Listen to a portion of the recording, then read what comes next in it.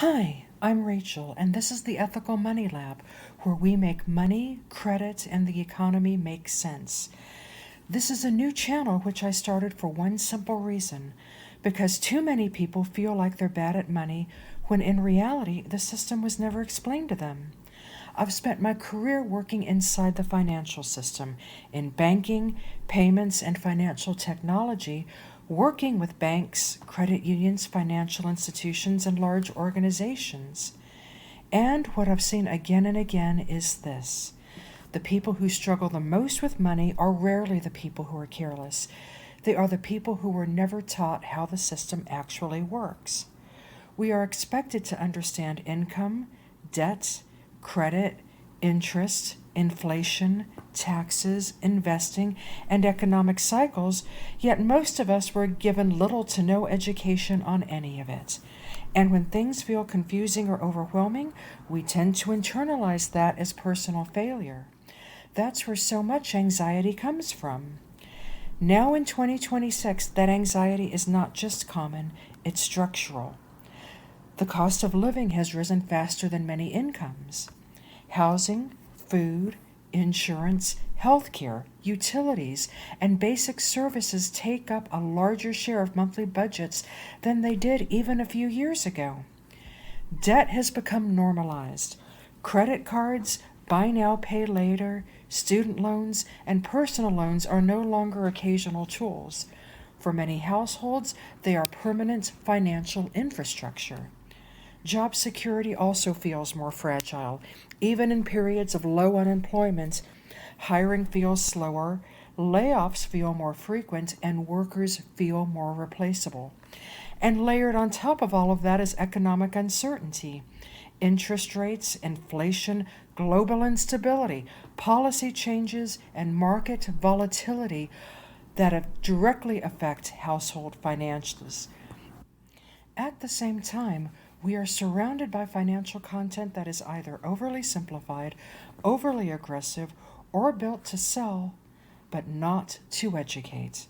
Much of it focuses on individual behavior without acknowledging actual constraints. And that disconnect is part of why so many people feel anxious or in behind.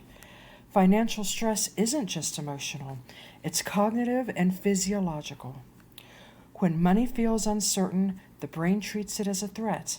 Cortisol rises, attention narrows, long-term planning becomes harder, not because people don't care, but because their mental resources are being consumed by managing risk. This is why financial stress is exhausting. It's not only the numbers, it's the constant monitoring, anticipating, and recalculating. Every bill, every balance, every unexpected expense. Over time, this creates chronic cognitive load. Decision quality falls, avoidance increases, short-term relief becomes more attractive than long-term optimization. This is not irresponsibility. It's a predictable human behavior under pressure. There is also a physiological component. Chronic financial stress is associated with sleep disruption, anxiety, depression, elevated blood pressure, and weakened immune system. Money stress literally shows up in the body. And because the stress is ongoing, not episodic, there is often no recovery window. The nervous system stays activated. This is why people describe financial anxiety as never being able to relax, even when nothing is immediately wrong. There is also a social dimension. Financial stress increases shame. It reduces help seeking. It makes people less likely to negotiate, advocate, or take risks. And that, in turn, reinforces inequality because those with the least margin are the least able to push back. We're also living through a major shift in how work is structured. AI and automation are often framed as innovation, but in practice they're frequently deployed as cost-cutting mechanisms. We see layoffs, hiring freezes, and increased reliance on contractors even as companies invest heavily in technology. But job quality changes. Work becomes more fragmented, more monitored, and less secure. Behind AI itself is a large amount of invisible labor. Data labeling, content moderation, outsourced development, work that is essential yet often overpaid and poorly protected. Upskilling becomes an unfunded mandate, shifting the cost of adaptation onto workers. At the same time, corporations often announce workforce reductions alongside stock buybacks, dividends, and executive compensation increases. Layoffs can function as a stock price strategy, and the financial rewards are not evenly shared. So, after everything we've discussed, the question becomes, what actually helps with financial anxiety? It's not perfection, not hacks, and not shame. What helps is understanding. When you understand how money actually flows, how credit is priced, how risk is evaluated, how debt is structured, and how economic forces shape your daily life, anxiety becomes more manageable. Clarity doesn't eliminate difficulty, but it replaces panic with agency. And agency is the opposite of helplessness. But understanding is not abstract, it is practical leverage. What actually helps in 2026 looks like this: understanding how your money is priced, reducing uncertainty before reducing spending, protecting liquidity and not just net worth, learning the rules of credit and risk.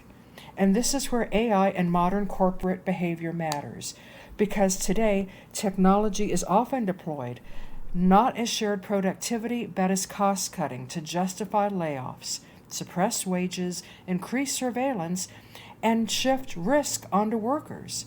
Job counts may remain stable, but job quality erodes. Invisible labor behind AI becomes underpaid and unprotected. Upskilling becomes an unfunded mandate. Risk is transferred downward. So, what actually helps is not simply learning to manage money. What helps is learning to see the system, and that is the purpose of this channel. I'm not here to sell hustle culture or quick fixes. I'm here to explain the systems, because systems are what determine outcomes. And that's why most topics on this channel won't be one-off videos. Money, credit, and the economy are not single decisions. They are connected structures. So I'll usually cover them in short series so you can see how the pieces fit together over time. As a reminder, this video is part 1 of a 5-part money reset for 2026. In the very next episode, we're going to talk about something deeply related to anxiety, why so many people feel bad at money, and why the system was never explained in the first place. Before we go further, a quick note. If this video has been helpful to you, I'd really encourage you to like, share, and subscribe. It helps this channel reach people who need this information, and it helps keep this kind of content visible. Now, beyond this first series, we're going to explore topics that sit right at the intersection of money, power, and work in 2026. We'll talk about how credit actually works. We'll talk about AI and technology, not in hype terms, but in economic terms. We'll talk about corporations, layoffs, and the job creator myth. We'll talk about how policy, incentives, and markets actually shape everyday life. All of these topics connect back to the same core question: how does the system actually work, and who does it work for? The Ethical Money Lab exists to make those invisible rules visible, to explain the system, not to shame the person. If you've ever felt stressed, behind, or uncertain about money, I want you to know this: you are not broken. You are not navigating complexity without a map. And this channel is here to help you build that map together. Thank you very much, and I look forward to seeing you on the next video.